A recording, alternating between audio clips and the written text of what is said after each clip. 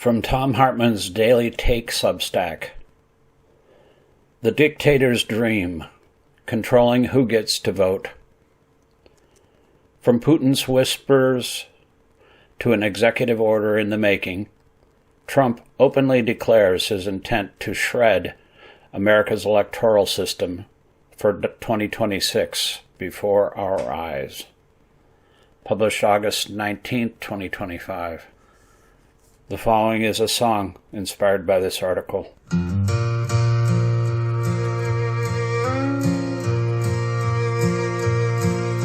Shadows fall across the ballot box. A voice declares the law's been lost. Paper torn from the people's hands. One man's will, a nation damned.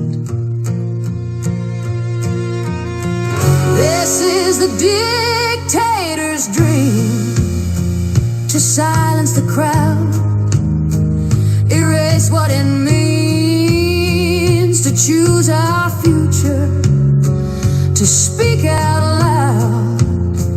They want control, but we won't bow.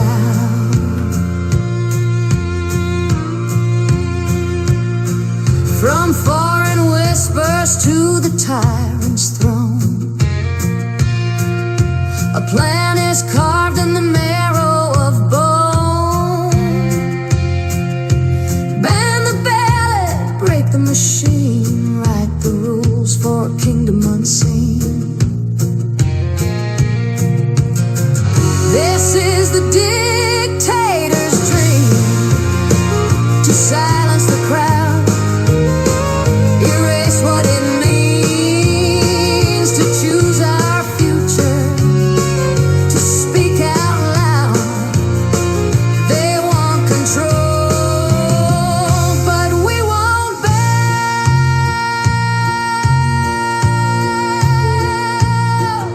Senior soldiers, workers denied, parents and children pushed aside. But freedom burns where the people stand. No decree can crush these hands. This is the dictator's dream, but the streets will roar, the people will scream, democracy's flame will light the night, we'll guard the vote, we'll win this fight. The dream of tyrants dies in the light. We the people will rise tonight.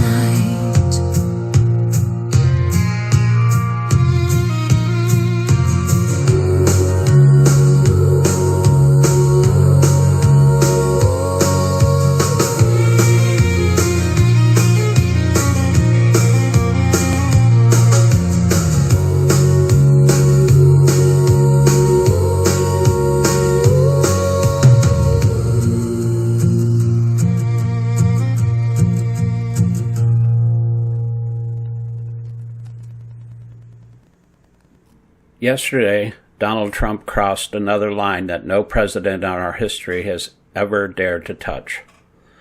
With the echo of Vladimir Putin's whisper in his ear, in front of President Zelensky and 7 other European leaders, Trump announced he's preparing an executive order to ban mail-in ballots and even outlaw voting machines across America ahead of the 2026 midterm elections. Sitting in front of the Chancellor of Germany and the Prime Minister of Great Britain, both nations that allow and even encourage mail-in voting, Trump said, quote, "Mail-in ballots are corrupt mail-in ballots. You can never have a real democracy with mail-in ballots, and we, as a Republican Party, are going to do everything possible to get rid of mail-in ballots. We're going to start with an executive order that's being written right now by the best lawyers in the country to end mail-in ballots because they're corrupt. And you know that we're the only country in the world, I believe, I may be wrong, but just about the only country in the world that uses it because of what's happened, end quote. This is not just a partisan maneuver. It's an open assault on the Constitution, a grotesque power grab, and a direct threat to the foundation of democracy itself. And it's happening in real time, in broad daylight, with a criminally compliant Republican Party cheering him on. Republicans hate mail-in voting for multiple reasons. First, because people who are paid by the hour, mail-in voting increases participation because they can fill out their ballots at the kitchen table after work. Republicans don't want people to vote and have introduced over 400 pieces of legislation in the past 3 years nationwide to make voting more difficult. Second, mail-in voting makes voters better informed and less vulnerable to soundbite TV ads because while perusing that ballot at the kitchen table, they can look up candidates on their laptops and get more detailed information. Republicans hate informed voters and rely heavily on often dishonest advertisements to swing voters. Third, mail-in ballots, because they arrive in the mail weeks before the election, give voters an early chance to discover if they've been a victim of a Republican voter roll purges, one of their favorite tactics to pre-rig elections. Fourth, mail-in ballots end the GOP trick of understaffing, under-resourcing polling places in minority neighborhoods, leading to hours-long lines. Hispanic voters generally wait 150% longer than white voters, and black voters must endure a 200% longer wait. Mail-in ballots would put an end to this favorite of the GOP's voter suppression efforts. Trump, knowing all this, couldn't help himself yesterday, finally blurting out his real reason for wanting to end mail-in voting in America. Quote, "We've got to stop mail-in voting and the Republicans have to lead the charge. The Democrats want it because they have horrible policy," end quote, Trump proclaimed. Quote, "If you don't have mail-in voting, you're not going to have many Democrats get elected. That's bigger than anything having to do with redistricting, believe me," end quote. Once again, Trump is ignoring the law and the Constitution, which explicitly delegates the administration of elections to the states and Congress, not presidential executive orders. That's not some vague norm or debatable tradition. It's written into the very DNA of our system of government. States set the rules, unless Congress, not the president, overrides them. States decide how their citizens vote, as the Constitution's Article 1, Section 4, Clause 1 dictates, quote, "The times, places, and manner of holding elections for senators and representatives shall be prescribed in each state by the legislatures thereof, but the Congress may at any time make by law or make or alter such regulations except as to the places of choosing senators," end quote. Yet, here we have a president declaring that he alone will dictate the terms of elections nationwide in direct violations of 2 centuries of law and precedent. This is not only unconstitutional, it's tyrannical. When a president asserts powers he does not have, with the full knowledge that they aren't his to wield, he's announcing to the country that the rule of law no longer constrains him. That's the definition of dictatorship. And what makes this even more obscene is the source of Trump's inspiration. According to multiple reports, Trump's sudden rant on mail-in ballots followed a private conversation with Vladimir Putin, who reportedly told him that mail-in voting was the reason he lost in 2020. The man occupying the Oval Office is now taking advice about how to rig American elections from the very dictator who has spent his career poisoning journalists, jailing opponents, and staging sham referendums to annex entire countries. It's bad enough that Trump has always been Putin's toady, but now we see the Kremlin effectively writing U.S. election law. If Jefferson, Madison, or Lincoln were alive to hear this, they would spit. Mail-in voting is not a scam. It's not a trick.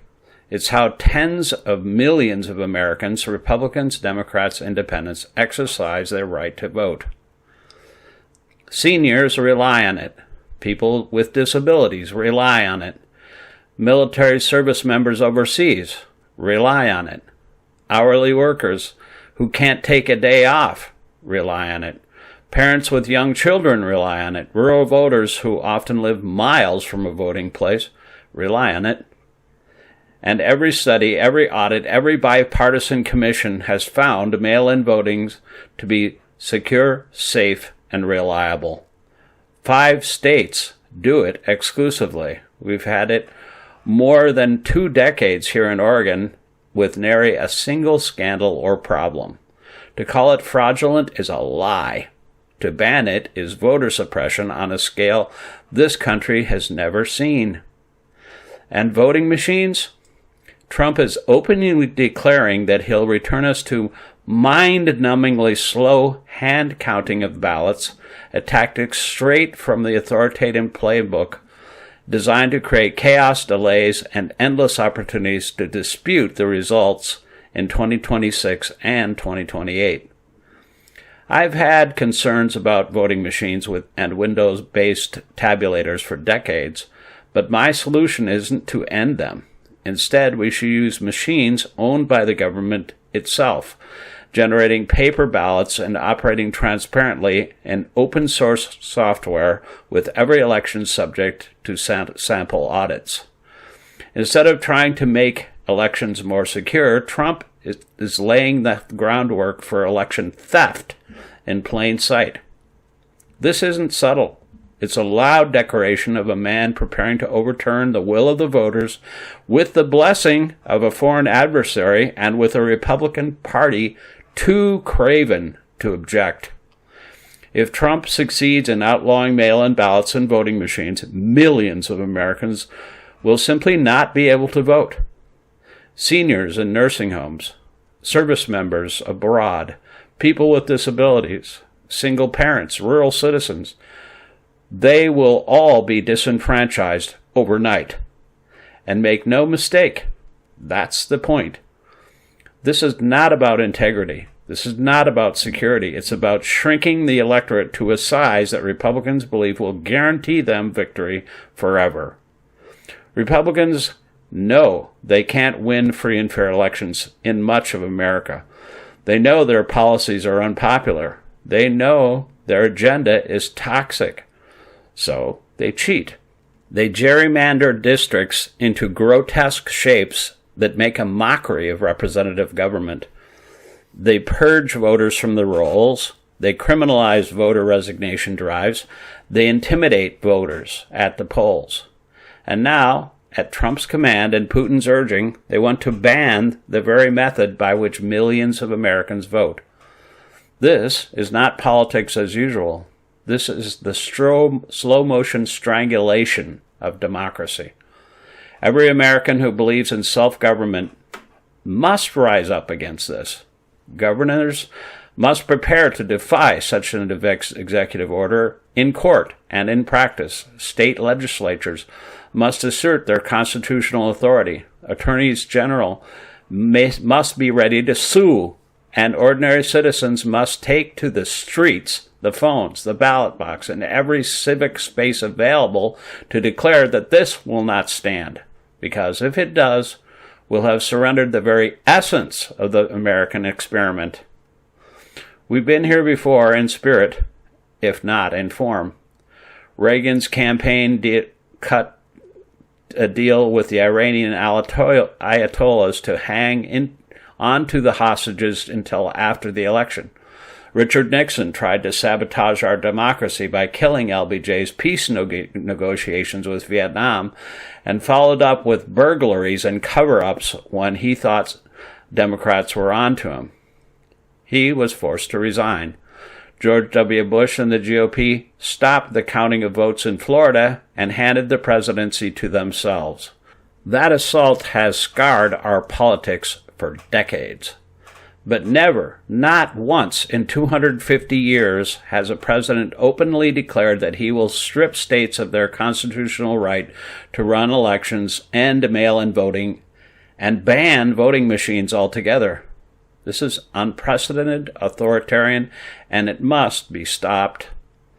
It's also just one in a broad spectrum of attacks Republicans have launched against your right to vote, with the SAVE Act, which will prevent women from voting if their birth certificate and driver's license have different names on them, and they've never had an official change of name in the court, teed up in the U.S. Senate. All while millions are being purged from the voter rolls as you read these words. This is the moment when the American people must decide whether they still believe in democracy. If we shrug, if we accept this as just more noise from a corrupt and broken con man, we will lose it. If we wait for someone else to act, we will lose it. If we tell ourselves the courts will save us, we may be bitterly disappointed. The survival of democracy has never been guaranteed. It has always required vigilance, courage, and action. Now it requires all three from each of us. Trump's promised executive order is not just a legal maneuver. It's a declaration of war against the American people. It's the dream of every tyrant to control who votes and who does not, to dictate the rules of elections so that the outcome is predetermined.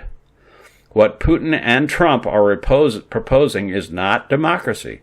It's not freedom. It's not America. And the Republicans who are enabling this treachery are as guilty as Trump himself.